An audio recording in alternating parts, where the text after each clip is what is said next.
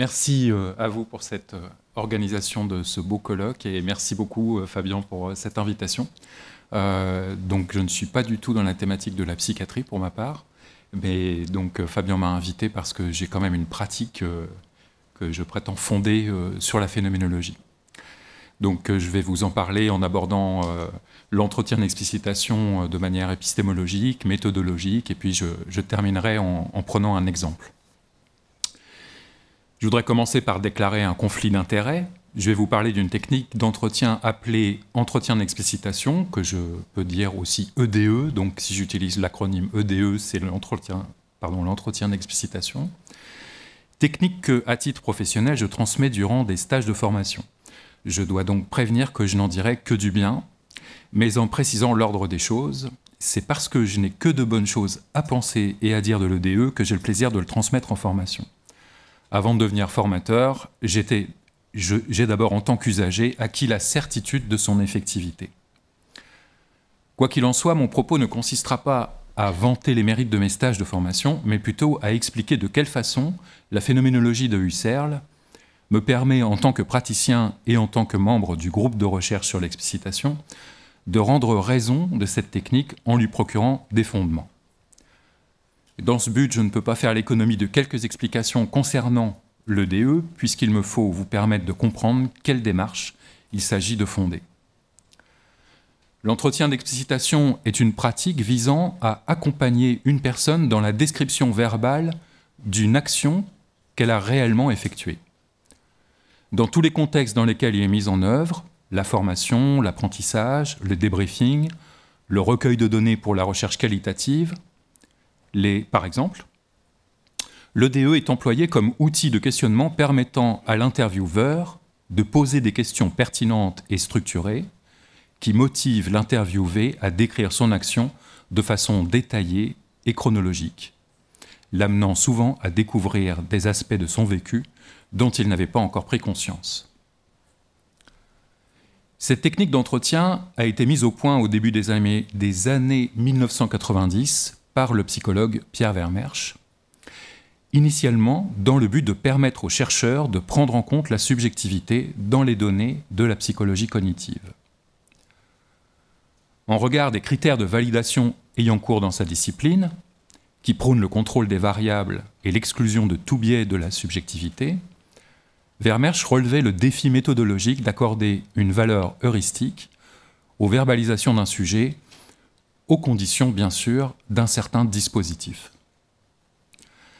À condition notamment d'amener le sujet à se référer à une action située, c'est-à-dire effectuée à un moment donné, et non pas à son action en général, mais aussi à condition de l'amener à décrire cette action spécifiée à l'échelle de la seconde.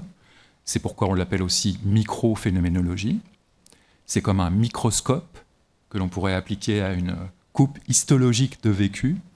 Mais ça, c'est une métaphore spatiale. En réalité, il s'agit plutôt de ralentir le flux de conscience grâce à un souvenir de ce vécu de conscience.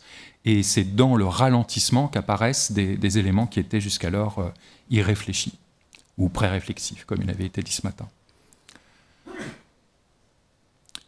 Donc, à ces conditions, le psychologue pouvait recueillir des données descriptives de vécu à une échelle microphénoménologique, des données nombreuses et richement déterminées, jusqu'alors réputées inaccessibles.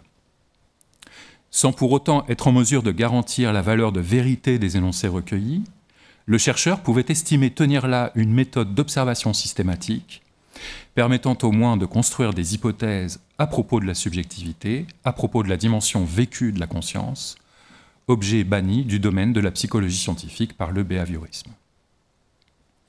Volontiers à contre-courant de la psychologie expérimentale des années 70, qui était le cadre de sa formation universitaire, Vermersch renouait de fait avec la psychologie introspectionniste des débuts, mais en apportant cette fois un progrès technique, une méthode réglée de recueil de données. Or, cette méthode inédite pouvait connaître deux types de reconnaissance. Le premier était d'ordre pragmatique. L'entretien d'explicitation en tant que démarche pratique est d'abord fondé sur son effectivité. on constate que Pierre Vermersch, faisant ce qu'il fait, obtient régulièrement le même genre de résultats. Mais pour que la méthode soit reconnue, il fallait encore qu'elle ne soit pas attachée à son inventeur et qu'elle soit transmissible. Et dès le début des années 1990, des stages de formation ont été mis en place qui n'ont, depuis, jamais cessé d'être proposés. Effectivité et transmissibilité sont, selon Jean-Louis Lemoigne, les deux critères nécessaires et suffisants pour valider une connaissance dans un cadre constructiviste. Vermersch, comme bien d'autres praticiens, aurait pu se contenter de ce type de reconnaissance, concrétisé par un certain succès public jamais démenti. Mais sa culture scientifique et son ambition de chercheur l'amenaient à susciter une reconnaissance d'un type que je qualifierais de plus instituant, voire institutionnel, en élaborant une théorie cadre permettant de justifier sa méthode. Cette élaboration ne partait pas de rien, puisqu'au moment de créer le DE, Vermersch inscrivait déjà, depuis 20 ans, ses travaux dans le cadre de l'épistémologie génétique de Piaget. Mais au moment d'aborder la conscience sur le mode de l'introspection, entre parenthèses, fermement critiqué par Piaget, il lui fallait trouver d'autres ressources théoriques à même de le guider dans ce nouveau domaine, à même de lui fournir de nouveaux concepts et de nouvelles catégories descriptives. Alors, au milieu des années 1990, en compagnie de Nathalie Deprat, de Francisco Varela et de Bernard Pachot, et de moi-même en tant qu'étudiant très chanceux en philosophie, Pierre Vermersch se tourne vers la phénoménologie de Husserl avec l'idée de confronter la théorie à la pratique et se trouve rapidement devant le paradoxe auquel peut être confronté tout chercheur acquis au principe de la méthode empirique.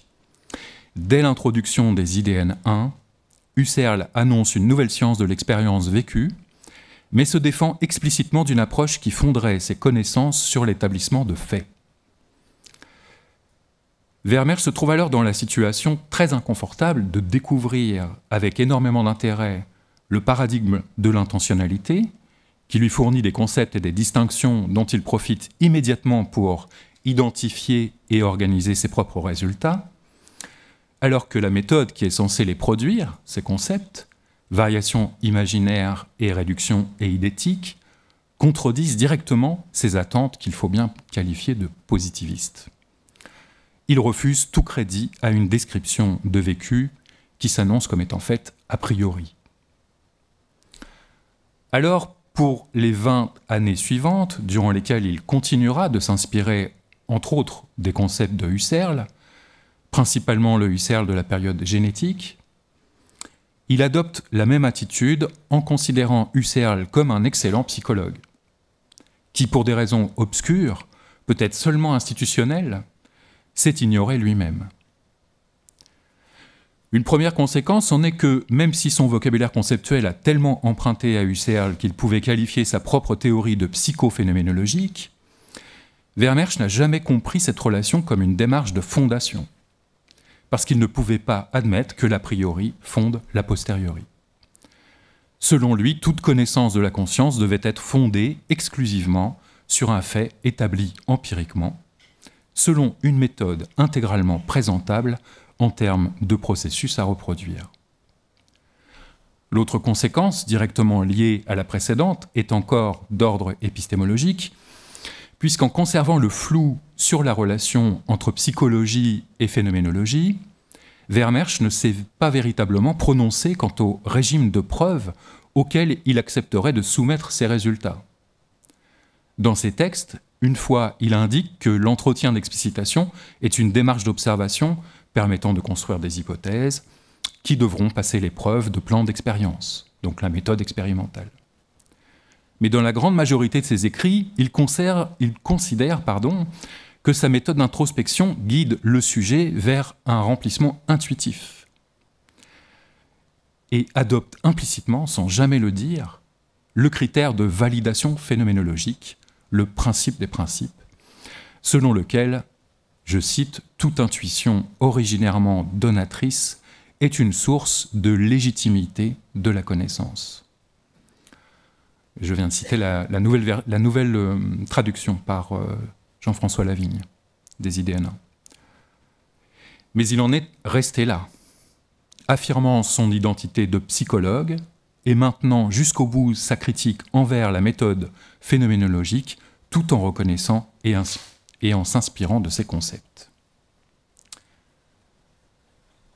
Il n'a donc jamais franchi le pas. De mon point de vue, une telle situation est emblématique de la mésentente qui a existé entre psychologie et phénoménologie depuis le tournant transcendantal de Husserl, mésentente qui est bien documentée, mais qui a pour conséquence malheureuse de faire obstacle, au moins dans ce cas-là, au développement d'une psychologie phénoménologique assurée de ses fondements. Ce n'est pas l'endroit de développer ce problème, mais on peut tout de même indiquer qu'il provient de l'articulation proposée par Husserl entre la visée épistémique de la phénoménologie, qui est résumée par le principe des principes, et qui rassemble la communauté phénoménologique autour de la démarche descriptive en première personne, et la visée ontologique de la phénoménologie, qui propose que la réalité du monde, celle qui dans l'attitude naturelle se donne à moi comme absolument extérieur et indépendant, soit vue comme une prestation de l'ego. Proposition radicale qui contrevient fondamentalement au sens commun, et qui a aussitôt divisé cette même communauté. Pour celles et ceux qui voudraient trouver de la clarté et les moyens de prendre position sur ce problème, je recommande vivement la lecture de l'ouvrage de Jean-François Lavigne, qui s'intitule « Accéder au transcendantal », qui propose une critique rigoureuse et strictement phénoménologique de cette option ontologique radicale qu'il qualifie d'arbitraire dans sa conclusion. Par ailleurs, Julien Farge a parlé de pétition de principe sur ce point, et j'ai appris tout à l'heure qu'on pouvait aussi parler de boissons enivrantes sans alcool par Freud. Je pense qu'il s'agit de la même chose, du même problème. Je me permets donc de mettre la visée ontologique de la phénoménologie entre parenthèses, pour n'en conserver que la visée épistémique, c'est-à-dire ce qui concerne la possibilité de déterminer les vécus de conscience par la description en première personne. Autrement dit, je me tiens à l'écart de l'idéalisme transcendantal radical de Husserl et j'assume une approche instrumentale de la phénoménologie en l'envisageant comme une science particulière, une psychologie intentionnelle et idétique. Suite à la disparition de Pierre Vermersch en 2020, en tant que président de son association de recherche, le GREX, je me suis trouvé dans la situation de reprendre l'organisation de la recherche. Et il m'a semblé important de tenter de répondre aux attentes de fondement, parfois exprimées par les chercheurs ou les doctorants, qui souhaitent utiliser l'entretien d'explicitation dans un cadre académique. Ces attentes traduisent des doutes portant sur un fait majeur de l'entretien d'explicitation. Si le sujet interviewé est invité à décrire son vécu dans l'après-coup, c'est le cas, toujours, alors il fonde sa description sur son souvenir. Toute la valeur heuristique des données issues de cet entretien dépend donc de la fidélité, de la validité de ce souvenir. Lorsque des traces objectives de l'action effectuée existent, comme des enregistrements ou des écrits, on peut confronter la description, au moins sur sa dimension chronologique, mais ce n'est pas une nécessité, la méthode doit pouvoir compter uniquement sur la mémoire de l'interviewé. C'est donc un point essentiel de la technique. Le praticien de l'entretien d'explicitation doit apprendre par un accompagnement spécifique à motiver la constitution du souvenir de l'interviewé, qui est ainsi éveillé, amplifié, stabilisé, organisé chronologiquement. Il s'agit de lui faire vivre une expérience de quasi-revivre que Vermersch a choisi de nommer d'après Piaget une évocation. La fiabilité des données issues d'un tel entretien étant dépendante de cette expérience mnésique particulière, c'est donc l'évocation qui doit être au centre des préoccupations de fondation de cette méthode.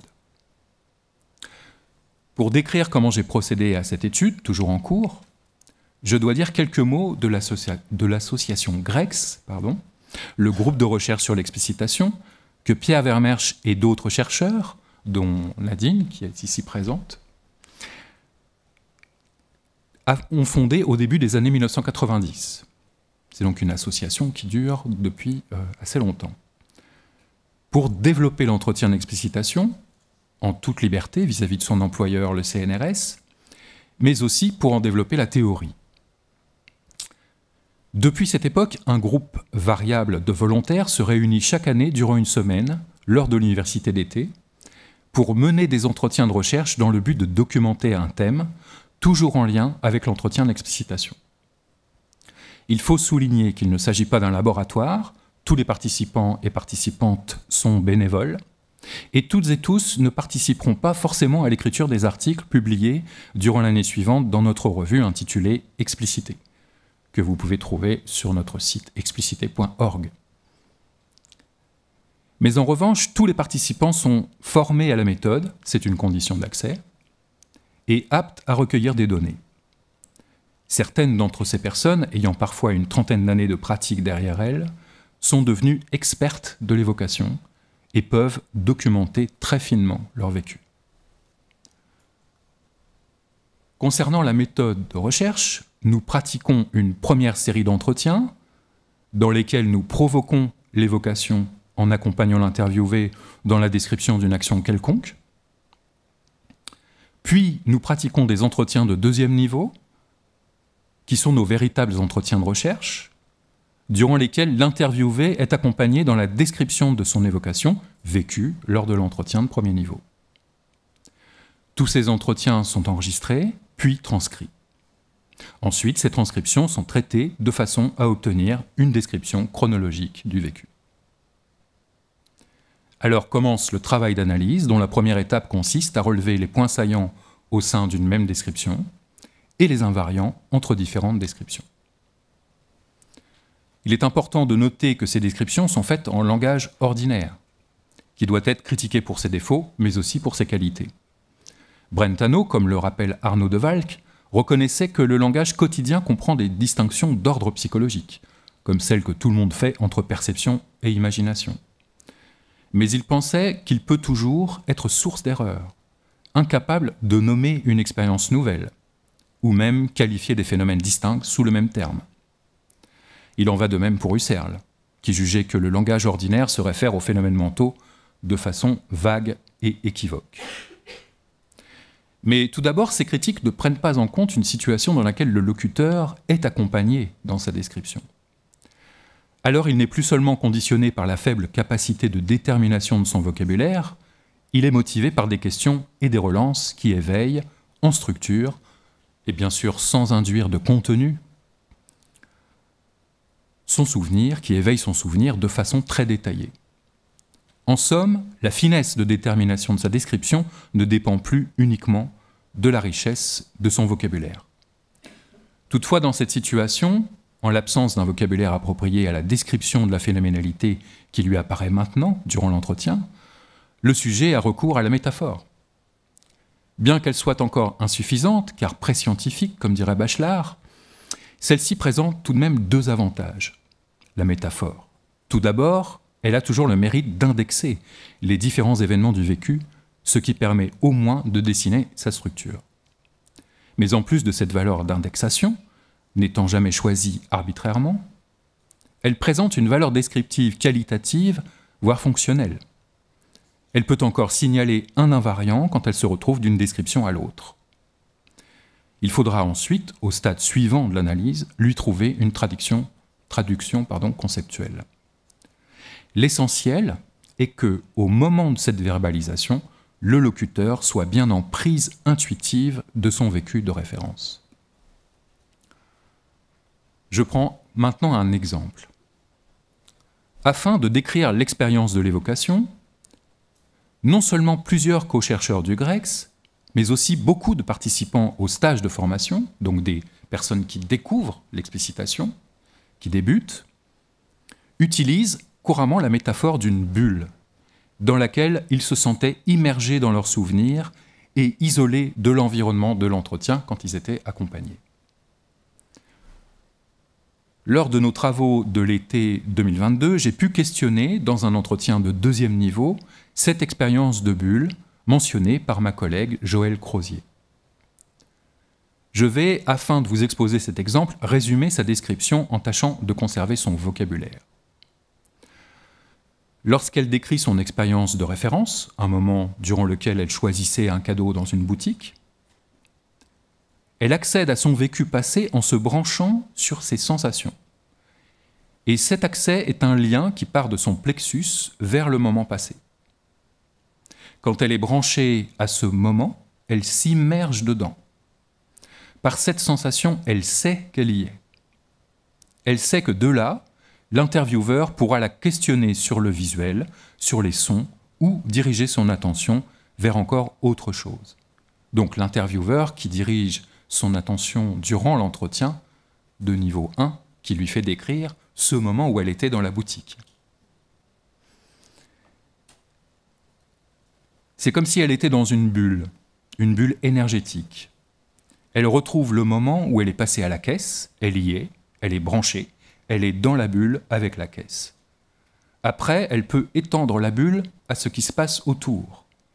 Cette bulle est tout son petit monde dans lequel elle est fixe et immergée.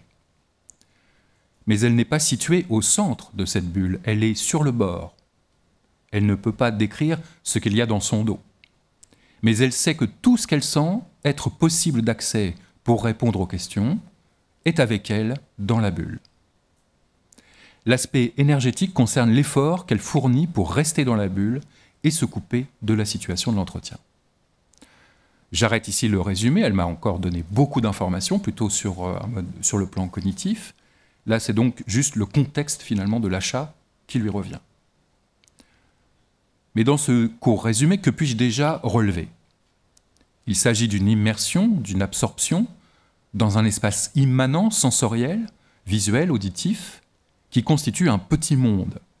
La bulle n'est pas rigide, elle peut être étendue en fonction des éléments que Joël doit déterminer pour répondre aux questions. Ce petit monde n'est donc pas donné intégralement, mais comme potentiel. La situation de Joël dans la bulle est fixe, stable, mais pas centrale. Et ni centrale ni omnidirectionnelle, elle n'accède pas à ce qui est derrière elle. Enfin, le maintien de cette bulle demande de l'énergie, un effort. Étant donné que j'avais déjà résumé cette description, qui, elle, était vraiment un verbatim, cette liste de points saillants peut sembler redondante. Passons alors au deuxième stade de l'analyse, consistant à chercher une correspondance entre ces traits descriptifs particuliers et des concepts phénoménologiques. Par exemple, le fait que Joël se situe au bord de la bulle, comme adossé à sa surface, me semble correspondre au champ visuel de la perception. Et Husserl, dans les leçons sur la conscience intime du temps, propose de considérer le ressouvenir comme une reproduction de la perception. Je le cite. « Le ressouvenir peut s'effectuer sous diverses formes. Ou bien nous l'accomplissons en le saisissant simplement au vol, comme lorsqu'un souvenir surgit et que nous avons en vue le temps d'un clin d'œil ce qui est remémoré, ce dernier y est vague. Il apporte peut-être intuitivement une phase instantanée privilégiée, mais ce n'est pas un souvenir répétition. Ou bien nous accomplissons un souvenir réellement reproducteur, une répétition en qui l'objet temporel s'édifie à nouveau complètement dans un continuum de représentation. Tout le processus est une modification par représentation du processus de la perception, avec toutes les phases et tous les degrés jusque dans les rétentions, mais tout à l'index de la modification reproductrice. C'est un ton affirmatif que l'on ne trouve pas dans les travaux contemporains sur la mémoire. Husserl indique la possibilité d'un souvenir réellement reproducteur. Et il va très loin puisqu'il affirme que ce souvenir reproduit le processus de la perception avec toutes les phases et tous les degrés jusque dans les rétentions. Cela signifie que ce souvenir rend à nouveau présent le vécu originaire. Avec cette réserve, à l'index de la modification reproductrice, chez Husserl, ce concept de modification désigne simplement le changement de mode intentionnel. Ce qui s'était originairement donné comme perception au présent se donne maintenant comme perception passée. C'est juste ça la modification. La modification ne doit pas être assimilée à une altération par la représentation, qui est le reproche classiquement adressé au souvenir. Donc le concept husserlien de souvenir reproductif en continuum se propose comme traduction conceptuelle du contenu de la bulle décrit par Joël, et il est bien évident que cette équivalence est aussi évaluée et confirmée par ma propre attestation phénoménologique. Moi aussi j'ai vécu cette bulle, moi aussi j'ai vécu l'évocation, et quand je lis cette description de Husserl, je l'identifie comme rendant raison de mon vécu. Mais Joël précise aussi que cette bulle n'est pas seulement le contenant qui lui permet de maintenir ensemble le contenu de son évocation, une autre partie de son effort consiste à maintenir son caractère isolant, qui lui permet de se couper du contexte de l'entretien. Cette fois, c'est dans les leçons sur la synthèse passive que je trouve cette affirmation de Husserl. Je le cite.